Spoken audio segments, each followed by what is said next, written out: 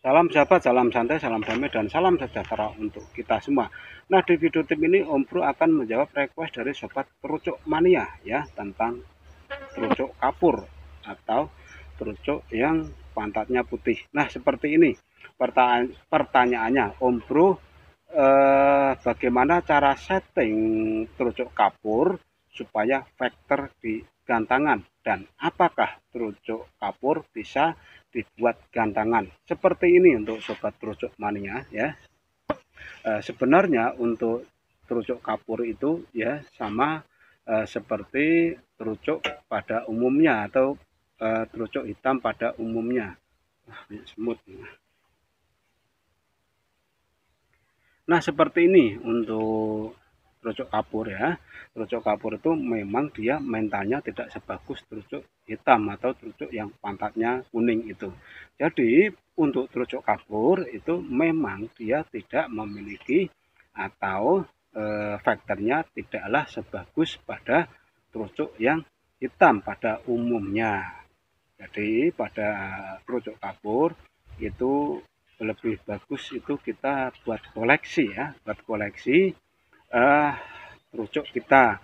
Karena untuk membuat terucuk kapur bisa ekstrim, artinya dia mau meropel di gantangan, kita harus membutuhkan trik yaitu setting dengan menggunakan yang namanya apa itu tomat kukus atau tomat yang kita modifikasi dengan madu. Karena apa?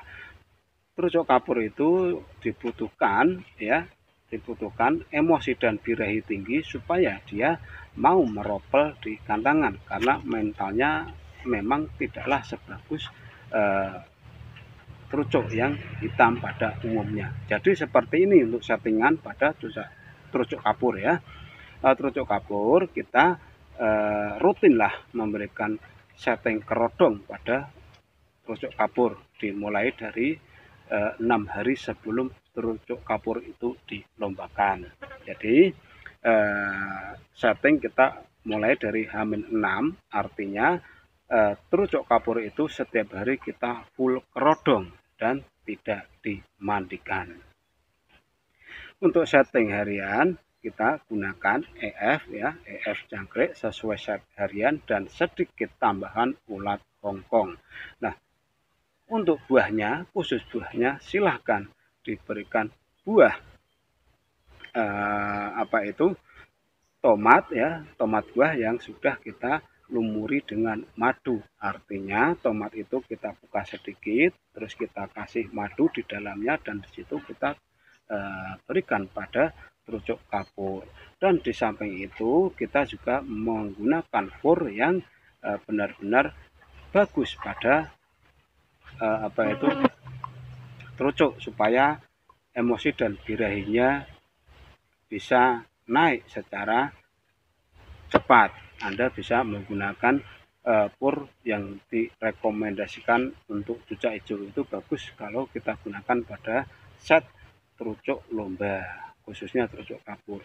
Dan setelah itu H-5, H-4 dan H-3 sampai H-2 lakukan perawatan seperti H-6, yaitu harian di full kerodong. Dan pada H-1 burung boleh dimandikan atau diumbar ya. Karena untuk menaikkan emosi dan birahi pada terucuk, kita harus memandikan dan menjemurnya serta mengumbarnya. Jadi di H-1 itu ya, H-1 terucuk itu kita mandikan. Setelah kita mandikan kita jemur dengan durasi 2 jam penjemuran atau 1 jam penjemuran. Setelah itu bisa diumbar atau tidak diumbar sama sekali. Dan setelah itu khusus buahnya kita menggunakan buah pisang, karena dari H-6 sampai H-5 sudah kita hajar dengan tomat. Jadi untuk H-1 sama H lomba nanti kita menggunakan buah pisang, itu aja. Dan terus pada saat H lomba, yaitu H lomba khusus terucuk kapur ini, harian paginya ya, pagi harinya seperti biasa kita embunkan supaya emosi dan birahinya naik Setelah pengembunan selesai, langsung dikerodong. Setelah dikerodong, kita kasihkan EF, jangkrik, sesuai set harian, dan 5 ekor ulat Hongkong, serta di situ kita berikan buah pisang, dan kita berikan sedikit madu ya, kalau bisa madu tawon kelanceng, itu sangat manjur untuk trucuk di dalam cepuk terpisah. Tapi madunya Anda kasih sedikit air supaya encer. Kalau kental, trucuk enggan minum, tapi kalau agak encer, trucuk akan meminumnya. Itu digunakan pada hal lomba ya. Dan saat lomba, untuk set pengkondisian tentunya Anda juga sudah paham ya, dikondisikan di tempat yang terang. Di situ Anda berikan kembali colokan berupa ulat Hongkong dan sedikit kroto untuk menaikkan emosi dan birahi dengan cepat. Setelah itu trucuk siap untuk digantang. Nah, hanya itu yang bisa Om Bro sampaikan pada setting trucuk kapur supaya mampu meropel di gantangan. Salam.